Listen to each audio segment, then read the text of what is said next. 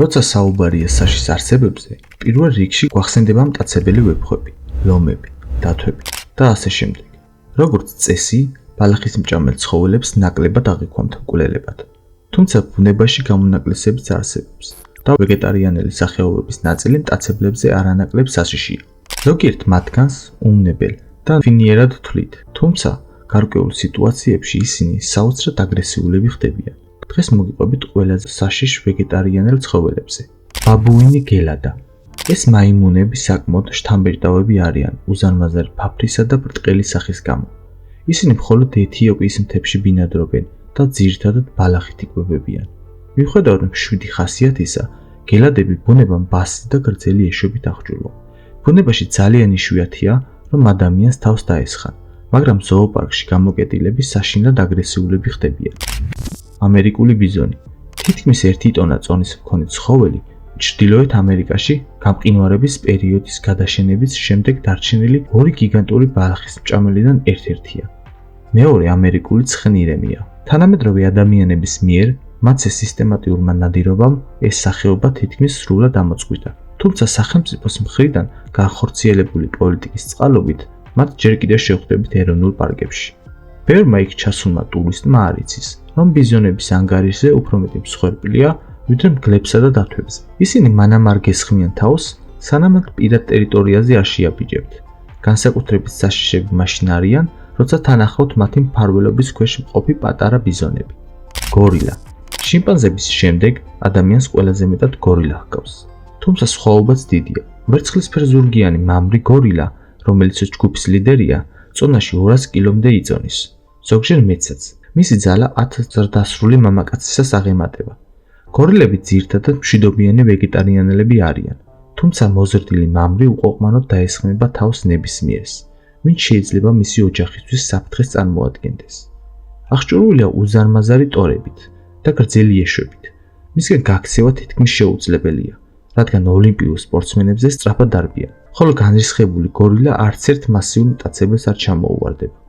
თუ გსურს რომ არხს დაიხმარო განვითარებაში, აღწერაში არის ლინკი, სადაც შეგიძლია ნებისმიერი თანხა დაადონატო. ეს მომწევს мотивაციას და დამეხმარება იმაში, რომ უკეთესი კონტენტი გავაკეთო. კაზუარი. კაზუარი მსოფლიოში ერთ-ერთი უდიდესი ფრინველია. ის ავსტრალიისა და ახალ გვინეას ტროპიკულ ტყეებში ბინადრობს და ბევრი რამით გამორჩეული არსება. მაგალითად, მის თავზე არსებული ბიბილოს მსგავსი გამონაზარდი შიგნიდან ცარიელია. ფრინველი მისი მეშვეობით ძალიან დაბალი სიხშირის ხმებს გამოსცემს და შორ მანძილზე მყოფ სხვა კაზუარებს უკავშირდება. ამ სიაში კი იმიტომ მოხვდა, რომ პლანეტის ყველაზე სახიფათო ფრინველია. როცა საფრთხეს გრძნობს, ის გარბის მტრისკენ და სახეში ეცემა გრძელი, სწორი და სამართლებრივით ბასრი ბრჭყალებით. ხშირად გამოუფატრავს მას ფერმერები და ადგილობრივი მოსახლეები. ასევე თავს ესხმის ცხოველებსაც, ძაღლებს, ცხენებს, ძროხებს და ასე შემდეგ. მამრი კაზუარები განსაკუთრებით საშიშები არიან. მარტორქა. აფრიკასა და აზიაში მარტორქის 5 სახეობაა და ყველა მათგანი უზარმაზარი, უხეში, ადვილად გაღიზიანებადი და სასიკვდილოდ საშიშია. მათი რქა თმისგან შედგება, თუმცა ძვაზე არანაკლებ მყარია და ძლიერ იარაღს წარმოადგენს მტრის წინააღმდეგ ბრძოლისას. ინდურ მარტორქას ბასრი კბილები აქვს და კპენითაცაა ცნობილი. ისინი 3 ტონამდე იწონიან და ადვილად შეუძლიათ რამდენიმე ადამიანის ერთად გათელება. მოკლედ რომ ვთქვათ, მარტორქა არის ცოცხალი მოაზროვნე ტანკი, რომელსაც წარმოუდგენელი სიჩქარის განვითარება შეუძლია. გარეული ღორი. გარეული ღორი სრულად ვეგეტარიანელი არაა. ის ზოგჯერ ეტანება პატარა ცხოველებსაც, ხოჭოებს, ხვლიკებს, ბაყაყებს, ხანდახან ლეშებზეც არ ამბობს უარს. თუმცა სხვა ღორების მსგავსად, მათი დიეტის უდიდესი ნაწილი მცენარეულობას უკავია. მამლები 100 კილომდე იწონიან და უზარმაზარი ეშვები აქვთ, რომელთა დახმარებითაც მტაცებლებს თავისუფლად გაუფატრავენ მუცელს. ხშირად ყოფილა შემთხვევები, როცა ერთ გარეულ ღორს მოუგერიებია გლებით მთელი ხროვა. დედლებს პატარა ეშვები აქვთ, მაგრამ ისინი საშიშები არიან, განსაკუთრებით გოჭებთან ყოფნისას. აფრიკული კამეჩი. ერთი შეხედვით ისინი უბრალოდ გიგანტურ ძროხებს ჰქვანან, მაგრამ აფრიკაში ძალიან საშიშ ცხოველებად ითვლებიან. მოთმინება სწრაფად ელევათ და რადგანაც ისეთი რეგიონებში გაჩნდნენ, სადაც ლომები და ხალებიანი აფთრები ბინადრობენ, ბუნებამ თავისთავად აქცია ისინი უხეშ ქმნილებებად. უშველებელი ბასრი რქები და უხეში ჩლიქები მათი სასიკვდილო იარაღია და მათთან გამკლავება იშვიათად შეუძლია რომელიმე ცხოველს. ამასთან, თუ ჯოგის ერთი წევრი გასაჭირშია, ყველა მის დასახმარებლად გარბის. თუ კი ერთი კამეჩი ლომის საკბილო აღმოჩნდა, ან მონადირის მიერ დაიჭრა, დარჩენილები თავდასხმას მწარედ აზღვევინებენ. იგივე ეხება აფრიკული კამეჩის აზიურ ექვივალენტებსაც, ინდურ ბიზონსა და წყლის კამეჩს. სპილო. სპილო როგორც წესი, წყნარ და ზოგჯერ მეგობრულ ცხოველთანაც კი ასოცირდება, მაგრამ საკმაოდ საშიშნი არიან. მსოფლიო მასშტაბით სპილოებს ზოოპარკის უფრო მეტი თანამშრომელი ჰყავთ დახოცილი, ვიდრე ნებისმიერ სხვა ცხოველს. მათი ზომისა და ძალიდან გამომდინარე, შეშერება შეუძლებელი ხდება ის გადმოდის შეტევაზე, როცა მის ოჯახს საფრთხე ემუქრება. ტერიტორიაზე უცხო პირია ან როცა უბრალოდ ცუდ ხასიათზეა.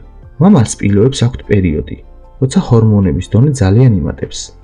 ამ დროს დახეტიალობენ თავს ესხმიან ნებისმიერ სულიერს, ადამიანს, ლომს, მარტორქას და ასე შემდეგ. ამ მიზეზის გამო ყველა ზოოპარკი ერიდება მამალი სპილოების ჩამოყვანას. თეთრწვერა პეკარი. ბინადრობს მექსიკაში, ცენტრალური და სამხრეთ ამერიკის ტროპიკულ ტყეებში. აქვს საკმაოდ ბასრი ეშვები. პეკარები საკმაოდ დიდ ჯოგებს ქმნიან, 500-დან 1000-მდე წევრით და აფრიკული კამეჩების მსგავსად ნებისმიერ მათგანზე თავდასხმისას მთელი ჯოგი მზადყოფნაშია დასახმარებლად. მათგან თავდაცვის ერთადერთი საშუალებაა მაღალ ხეზე აძრომა, რაც შეიძლება სწრაფად. სამხრეთ ამერიკაში ბევრი შემთხვევაა დაფიქსირებული, როცა მონადირემ გაქცევა ვერ მოახერხა და რომელიმე კიდური ან სხეულის ნაწილი დაკარგა, ამ პეკარებმა სასიკვდილოდ დაგლიჯეს. ველური მტაცებლები, როგორიცაა იაგუარი და პუმა, საკმარისად ჭკვიანები არიან საიმისოდ, რომ პეკართა ჯოგებს მოერიდონ. ისინი თავს ესხმიან მხოლოდ სუსტევსა და პატარებს, რომლებიც ჯოგს გამოიყოფიან ხოლმე. ბეჰემოტი. აფრიკაში ბეჰემოტი ყველაზე საშიში ბალახისმჭამელია. ის წლიურად უფრო მეტ ხალხს ხოცავს, ვიდრე ლომი, ლეოპარდი და ნიანგი. ველურ ბუნებაში ხშირად 3 ტონას აჭარბებს.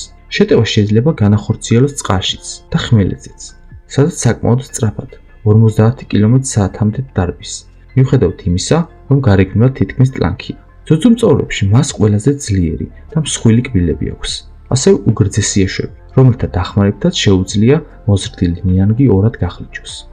ამის შემდეგ ძენი წარმოსადგენი არაა, რაც უსწავს ადამიანს. ამით ვიდეო დასრულდა.